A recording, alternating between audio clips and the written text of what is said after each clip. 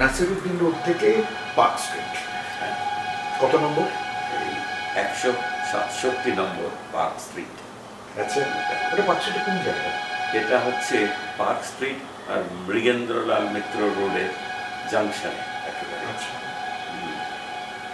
সামনে রাস্তা দিয়ে ট্রাম যাতায়াত করতো। আমার বন্ধুরা মাঝে মাঝে এসে ট্রাম থেকে চাচাতো হাফিজ হাফিজ বলে। ও আপনার ডাকনামও হাফিজ? ডাকনাম ছিল, স্কুলে সবাই হাফিজ বলে। এমনি কি ডাকনাম ছিল? এমনি নাম ছিল খিচ্চু। এটা একটু আনইউজুয়াল নাম। উর্দুতে আমরা বাড়িতে উর্দু বলতাম আর কি। হ্যাঁ, আমাদের গ্রামে খিচ্চু হচ্ছে খিচা থেকে খিচ্চু হয়েছে। খিচা মানে খুব কাঁচা খিচা। ইন্টারেস্টিং। হ্যাঁ, তারপরে পার্ক স্ট্রিটের গল্পটা কিছু শুনি। সেই সময়টা তো তখন একটা সুন্দর সময় যাচ্ছে। হ্যাঁ, এই সময় তো দ্বিতীয় মহাযুদ্ধ বেশ জাঁকিয়ে বসেছে এবং এখানে আমরা শুধু ব্রিটিশ সোলজারদের দেখতাম, কিন্তু ওই এই বছরের শেষে 41-এর শেষের দিকে তো জাপান যখন আক্রমণ করলো আমেরিকাকে, তখন তো আমেরিকান সোলজারে ভর্তি তখন কলকাতা।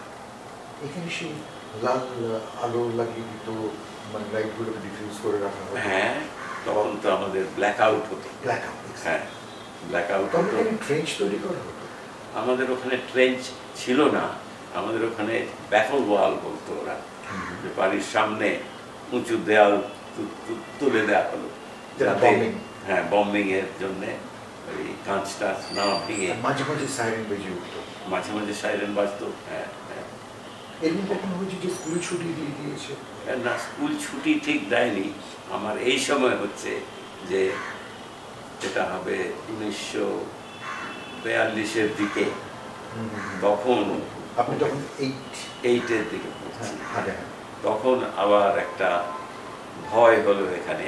তো জাপান তখন বার্মা দখল করে নিয়েছে এবং অনেক রিফিউজি বার্মা থেকে বেঙ্গলে এসেছে। তাদের অবস্থা খুবই খারাপ। সবাই বলছে যে এবার তো জাপানিরা আসবে, এখানে কলকাতায় আসবে, ওরা দখল করবে, বোম ফেলেছে জাপান, এইসব ছড়া। এই সময় ভয়েই লোকে পালাতে শুরু করলো। তারপরে বম্বিং শুরু করলো। তো প্রথম দিকে বম্বিং শুধু রাত্রিবেলায় করতো ওরা। আপনি সে আওয়াজ পেতেন? হ্যাঁ হ্যাঁ, মানে সাইরেন বাজতো। তারপরে অবশ্য আমরা আওয়াজ পার্ক স্ট্রিটে তখন আওয়াজ পাইনি, কারণ বেশিরভাগই বম যে ডানার্সি স্কোয়ার, তারপরে ওই খিদিরপুর ডক, এইরকম জায়গায় করতো। হ্যাঁ, আমাদের ওপরে ওদের হতো না, সাধারণ লোকের ওপর ওটা বোধহয় ছিল না, কিন্তু ওই সাইরেনটা শুনতাম। 1943 হাফিজ সাহেব তখন ক্লাস 9 হেয়ার স্কুলে। তারপর এই সময়ে এতদিনে ওই জাপানিদের ভয় চলে গেছে। জাপানিরা বেশ কোণঠাসা হয়ে আছে, তারা এয়ার রেড আর বেশি করছে না। তখন আমার বাবা মা বললেন যে আমাদের 2 জায়গায় সংসার বড় অসুবিধা। 2 জায়গায় বলতে? মালদায় এবং মালদায় চলে গেছে। মালদায় শুধু আমরা 2 ভাই, আর মা গিয়ে মাঝে মাঝে থাকবে। 2 ভাই বলতে বড়টা? মেজো ভাই। আমার বড় ভাই অলরেডি শিবপুর ইঞ্জিনিয়ারিং কলেজে ভর্তি পেয়ে গেছে।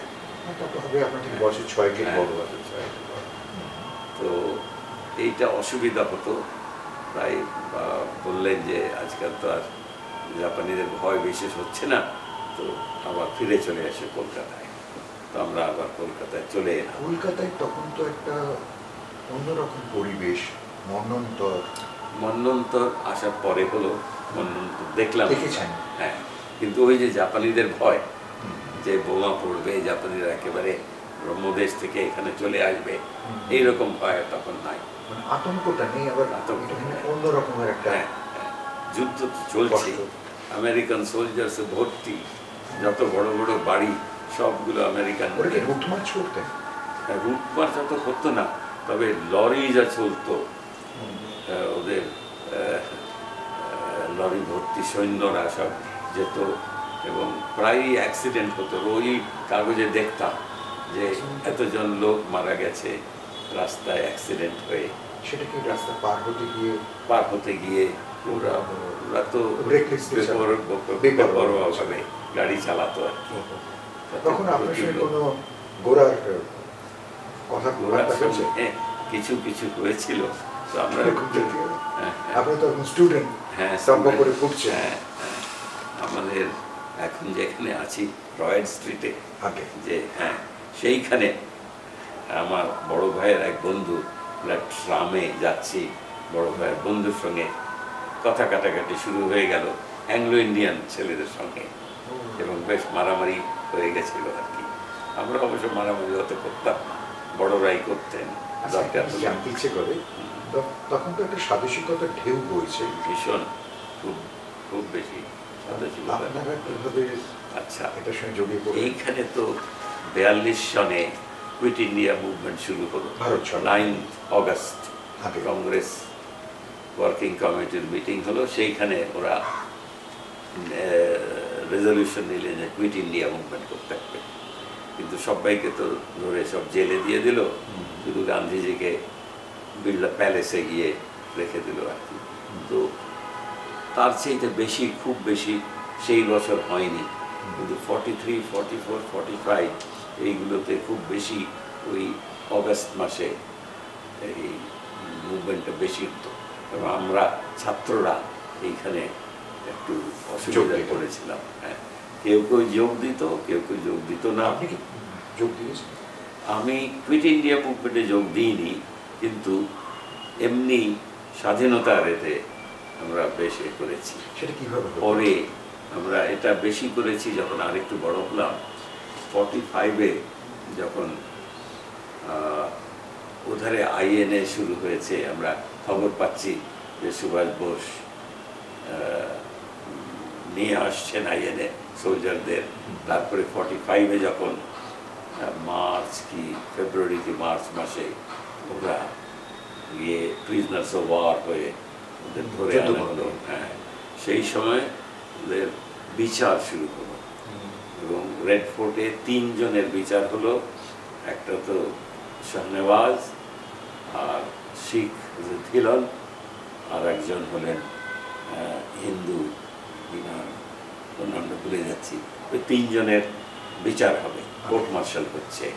তখন তো নেহরু তার পুরনো ব্যারিস্টারের উর্দি পরে চলে এলেন, কিন্তু দুলাভাই দেশাই উনি বেশি মেন পার্ট নিয়েছিলেন। ওদের 3 জনকে ছেড়ে দিল, কিন্তু তারপরেই আর ক্যাপ্টেন আব্দুর রশিদ, তাকে বিচার করা হলো এবং তাকে 10 বছর জেল দিয়ে দিলেন। তখন তো একেবারে আমাদের ভেতরে সব কিছু কিছু মুসলিম মুভমেন্টে শুরু হয়েছে। এবং আমার মনে পড়ে যে ওয়েলিংটন স্কোয়ারে বিরাট মিটিং হলো। তারপরে সেখানে মিটিং মিছিলে যেতেন? কংগ্রেস এবং লীগ সবাই মিলে, কমিউনিস্ট পার্টি তো ছিলই, সবাই মিলে একসঙ্গে ওই মিটিং হলো। বাবার সাপোর্ট থাকতো? বাবার সাপোর্ট, মায়ের সাপোর্ট আরো বেশি থাকতো। আচ্ছা।